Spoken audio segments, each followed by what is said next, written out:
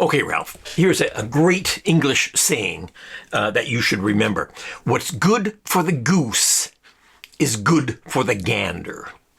Uh, you could, translate that into modern terms and say, what's good for the woke left is good for the neo-Nazi right. If you think Germans don't have a sense of humor, you should look at German politics. There's a guy named Sven Liebig. That's this guy, Sven Liebig. And he is a neo-Nazi. And he's a real neo-Nazi. He's not just a guy with a conservative opinion. He's not just he's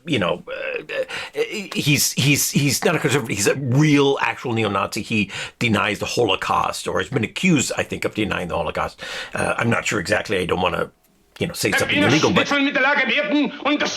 this is the reputation that he has, at least, and he gets in jail for doing this because it's illegal in Germany to deny the Holocaust. The freedom of speech laws are much different in Germany than they are in America. In America, you can say whatever you want. In Germany, you get in trouble for a lot of things, saying a lot of things. And one of them is denying the Holocaust, or, spreading Nazi ideas, meaning the ideas of the Nazis, historical Nazis, the actual real Nazis.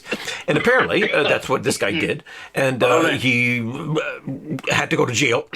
So the first thing that he did before he went to jail is he changed his name to Marla. And he said, I'm actually a woman, and I want to go to a woman's prison. With those legs, are you crazy? Now, come on.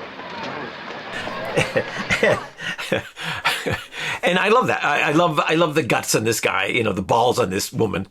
And so he's a very sophisticated guy. He has the Audrey Hepburn hat, and he has the lipstick and his kind of biker handlebar mustache, and the cool glasses. And he comes in, I think he even wears high heels. I'm not sure. This is how and the leopard dress, leopard dress that he goes to court with.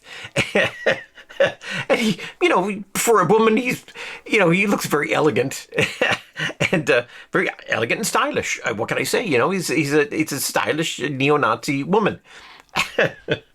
And so he almost made it. And I take it kind of as a sign that woke is dying in Germany. And I hope it is. I hope it is in America. As you know, I think that's a subversive and very anti-West and even neo-fascist ideology. But that could be a sign that woke is dying in Germany and in Europe and in the rest of the world, or in the Western world, because the court took the case seriously and decided, nope, you have to go to a man's prison. So Marla, with the fancy lipstick, is going to a man's prison. I'm sure there are several men there looking forward to meeting him. What can I say? But this is the irony that I love about this is that the left, and it's almost always with the left. It's the right to it too, but not as much as the left. When the left tried to change the laws to make the world more, the way they want it, or or politics to make politics more advantageous to them. And like in America, the Democrats are always talking about changing the Constitution. Like, when Hillary Clinton lost, but won the popular vote, she said, well, this electoral college is outdated and this has to be changed. We have to change this, electoral college. But they forget that if you change a law, if you change anything in the Constitution or any kind of law, that law applies to their enemies as well. So if you install hate speech, if you make hate speech illegal, which is illegal in Germany, but not illegal in the States. Is a man. Am I right, America? If you have a leftist government, they will define hate speech as, saying anything that a neo-Nazi would say. They would define hate speech as saying anything that,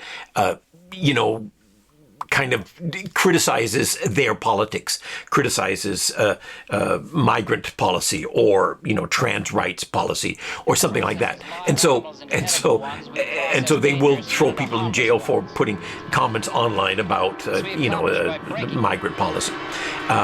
But they forget that when you have a conservative government in power, they'll switch around. They'll define it differently. They'll say, well, if you defend communism in any way, if you say words like, the warmth of collectivism, that's hate speech, because it goes back, and you can make that argument, communism and collectivism, that in the Soviet Union, in China, in Cambodia, that leads to totalitarianism and to mass murder. So you can easily make the same argument against leftist hate speech as the left makes against conservative hate speech. That's a new name I came up with. You've never heard. Take the E out. You don't use the B. A lot of people don't know dumb has a B in it, actually. You don't need it. You discard the B. But you take the E out and you replace it with a U. They're dumb. They are Democrats. And they forget that. They think, well, if we can stop these conservatives from talking, then we'll be okay. But when the conservatives come out to vote, then it's the conservatives who will use the same laws to keep them from talking. And so if Hillary Clinton if the left managed to change the electoral college, it may be the advantage of the Democrats one year, but the next year it'll be to the advantage of the conservatives, of the Republicans. That's very interesting. What's good for the goose is good for the gander. What's good for the woke is good for the Nazi. And in this case, it was the same thing, of course. He tried to use this woke idea that you can be any gender you want to be, and if you say you're a woman, then you should be sent to a woman's prison if you're a criminal. Not just all women. I didn't mean to say that. What are you talking about? And so, of course, the neo-Nazis can use that too. Do the same thing. But in this case, the court said, I think he may be bullshitting us. Edward Kimberly. I think he may be trying to gain the system. You think? Maybe. And so they're sending Marla to a man's prison, and I'm sure there are a lot of men there looking forward to meet him, as I said. Joe, don't look at me like that when it was all a joke, when I didn't mean any harm. What's good for the goose is good for the gander. But you don't understand, Osgood. I'm a man. Well, nobody's perfect.